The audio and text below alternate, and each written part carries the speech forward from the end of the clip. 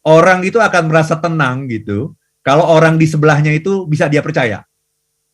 Apa itu bisa dipercaya? Tidak mengkhianati dia gitu.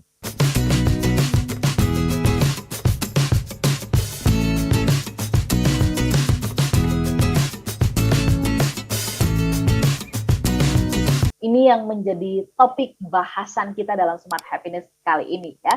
Dan tadi sampai di poin yang kedua, Pak Arfan mengatakan bahwa orang yang terdekat sama kita tuh nggak ngerti gitu kan.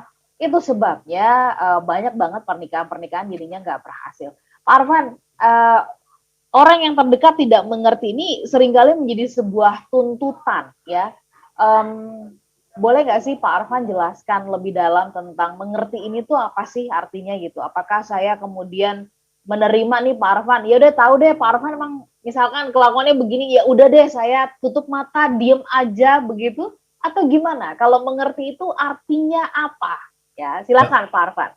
Terima kasih banyak Mbak Ola ya. Pertanyaan Mbak Ola tadi bagus sekali tuh Mbak Ola ya. Apakah kalau kita mengerti itu berarti harus menerima? No, tidak. Nah ini. Orang juga seringkali salah mengartikan Mbak Ola antara mengerti dengan menerima. Ini dua hal yang berbeda. Mengerti itu artinya kita memahami orang itu. Memahami, bisa berempati dengan yang dia katakan. Mau mendengarkan alasannya, mau mendengarkan latar belakangnya begitu. Ya. Tapi kalau menerima itu belum tentu. Justru dalam pernikahan itu kita harus menyamakan ekspektasi gitu. Jadi bisa jadi saya mengerti kenapa itu penting bagi kamu gitu. Kenapa misalnya membeli barang itu penting bagi kamu. Aku ngerti kenapa itu penting bagi kamu. Tapi saat ini kita tidak mempunyai uang lebih untuk kebutuhan seperti itu. Jadi kita ini lagi baru membangun keluarga, keuangan juga masih pas-pasan, kebutuhan juga masih banyak gitu. Jadi aku mohon kebutuhan itu ditunda dulu gitu. Aku mohon kamu mengerti gitu. Jadi kalau menerima itu berarti kita memenuhi semua yang diminta oleh pasangan Mbak Ola. Dan itu juga tidak sehat. Apapun yang diminta kita, walaupun kita nggak setuju, kita nggak ngomong karena kita menerima. No. Gitu. Tapi kita mengerti kenapa itu penting bagi dia. Kenapa membeli barang itu saat ini penting bagi dia. Kita ngerti. Tapi kemudian kita tidak menyetujui itu gitu Mbak Ola. Karena ada kebutuhan lain yang lebih penting. Nah, jadi tercipta dialog dengan cara seperti itu. Pengertian itu akan menciptakan dialog gitu. Dan pengertian itu yang mahal Mbak Ola. Jadi nilai sebuah perkawinan Mbak, ya 24 tahun itu apa yang membuat perkawinan itu bisa langgeng itu karena ada pengertian itu. Karena pengertian itu nilainya mahal. Nilainya gitu. Jadi ketika kita mengerti seseorang itu harga dari pengertian itu tuh luar biasa besar, sehingga misalnya saya sudah mengerti istri saya 24 tahun ini, saya sudah memahami dia selama 24 tahun ini. Saya tidak ingin kehilangan itu. Karena itu adalah kekayaan saya yang sangat berarti bagi saya itu memahami 24 tahun itu gitu. Saya tidak ingin kehilangan itu. Saya ingin bisa memahami nanti 25 tahun, 26 tahun, 30 tahun, 50 tahun. Itu harta aset intangible itu Mbak Ola. Jadi pengertian itu adalah kekayaan yang luar biasa besar gitu dalam sebuah perkawinan gitu. Ketika kita menyadari itu, kita tidak ingin kehilangan itu gitu. Sehingga perkawinan itu akan langgeng Mbak Ola. Itu harta kita yang sangat luar biasa itu, intangible asset Mbak Ola. Baik Pak Arfan. Kita boleh beralih dulu ke poin yang ketiga. Saya khawatir poin yang ketiganya nggak tersampaikan ini. Silakan Pak Arfan. Jadi yang ketiga ya, kenapa perkawinan tidak berjalan mulus? Karena melanggar kepercayaan.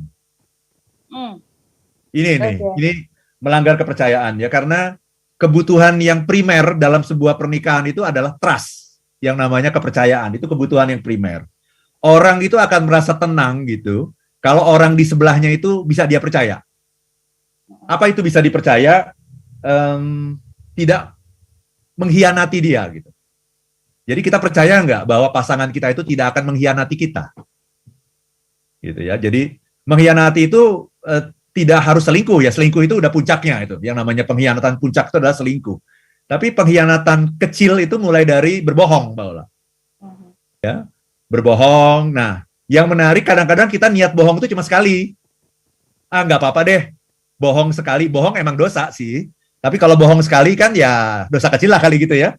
Tapi yang menarik, ketika kita memulai kebohongan, akhirnya kita harus menutupi kebohongan pertama dengan kebohongan kedua, dengan kebohongan ketiga, dengan kebohongan keempat, dengan kebohongan berikutnya, Mbak Ola. Jadi sekali kita berbohong, itu nanti dampaknya siapa bilang itu dampaknya sebentar, dampaknya akan panjang sekali itu. Dan akhirnya kita akan membuka peluang untuk menjadi orang yang berkhianat kepada pasangan kita gitu, Mbak Ola. Dengan kebohongan-kebohongan yang kita buat. Ada banyak sekali kebohongan, mulai dari kebohongan soal uang, kebohongan soal masalah-masalah dalam keluarga, dan sebagainya. Ada banyak sekali soal kebohongan ini. Ya. Pak Arfan, apakah itu disebut, ini saya suka mendengar seloroh dari teman-teman yang menikah ya, yang kemudian juga mengalami struggle dalam pernikahannya gitu. Menurut mereka kenapa itu disebut pengkhianatan ya kalau ketahuan, katanya begitu. Kalau nggak ketahuan ya namanya bukan pengkhianatan gitu. Itu gimana menurut tanggapan Pak Arfan? Padahal tadi Bapak mengatakan bahwa berbohong aja, ya selingkuh adalah puncaknya. Ya itu juga kalau ketahuan juga ya, kalau enggak ya itu nggak bisa disebut seperti itu. Bagaimana tanggapan Pak Arfan mengenai hal ini? Ya, banyak orang yang melihat yang namanya perkawinan itu hanya dua pihak. Hanya suami dengan istri. Padahal sesungguhnya yang terjadi ketika kita mengikat janji, Mbak Ola, itu ada tiga pihak. Saya, istri saya, dan Tuhan. Coba kita lihat deh. Semua orang yang menikah, apakah dia menikah di masjid, apakah dia menikah di gereja, atau dia menikah dengan ajaran agama apapun, itu ada Tuhan yang ketiga. Orang seringkali lupa itu, Mbak Ola. Dia hanya menganggap ya ini cuma berdua, sehingga ada hal-hal yang bisa saya sembunyikan dari pasangan saya. No, perkawinan itu pada dasarnya adalah ada suami, ada istri, ada Tuhan di sana. Karena kita menikah pun atas nama Tuhan. Itu Mbak Ola. Itu yang seringkali orang lupa gitu. Ya, kita menikah selalu atas nama Tuhan kok. Yang membuat semua yang tadinya tidak boleh menjadi boleh, yang haram menjadi halal. Itu semuanya dihalalkan atas nama Tuhan. Jadi perkawinan esensinya adalah hubungan tiga pihak. Suami, istri, dan Tuhan. Oke. Jadi kalau berkhianat berarti sebenarnya yang dikhianati ini berurusan sama Tuhan ya Pak. Betul, iya. Iya. Oke. Baik, Pak Arfan, kita sampai di penghujung ya, karena ini adalah sebuah perenungan 24 tahun perjalanan Pak Arfan begitu. Saya mau Pak Arfan mungkin ingin sampaikan apa sih gitu ya kepada Ibu Santi gitu 24 tahun ini, sebuah kebanggaan, keyakinan bahwa semakin cinta begitu, dan kemudian keyakinan untuk perjalanan berikutnya, atau apa yang ingin Bapak sampaikan? Kalau saya ngomong di sini, saya yakin saya akan menangis gitu. Oke. Tapi intinya yang ingin saya sampaikan adalah bahwa usia perkawinan itu adalah usia pemahaman. Usia perkawinan itu adalah usia pemahaman. Jadi saya sudah mengenal orang ini 24 tahun. Gitu. Jadi saya akan merasa apa? Sayang kalau disia-siakan. Ini udah 24 tahun kok disia-siakan gitu. Sayang sekali karena semakin lama harganya semakin mahal. Udah 24 tahun, 25 tahun, 30 tahun, harganya semakin mahal. Dan itulah yang akan membuat perkawinan itu langgeng gitu. Karena kita lebih mengerti orang ini. Dan masih banyak hal-hal yang mungkin belum saya pahami. Saya masih curious sama istri saya. Ini Mbak Ola, saya masih curious loh. Saya masih pingin tahu nih apalagi nih gitu. Dan semakin curious saya, itu dia akan menjadi sosok yang semakin menarik bagi saya. Karena saya semakin curious gitu. Itu Mbak Ola. Oke, baik. Mudah-mudahan curiousnya Pak Arfan juga sama dengan curiousnya Ibu Santi ya. Amin. Bayung bersambut lah begitu. Ya, amin. Baik.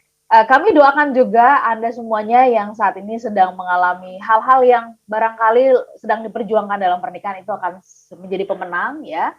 Kami doakan juga pernikahan Anda bisa langgeng sampai nenek kakek, sampai Tuhan memisahkan.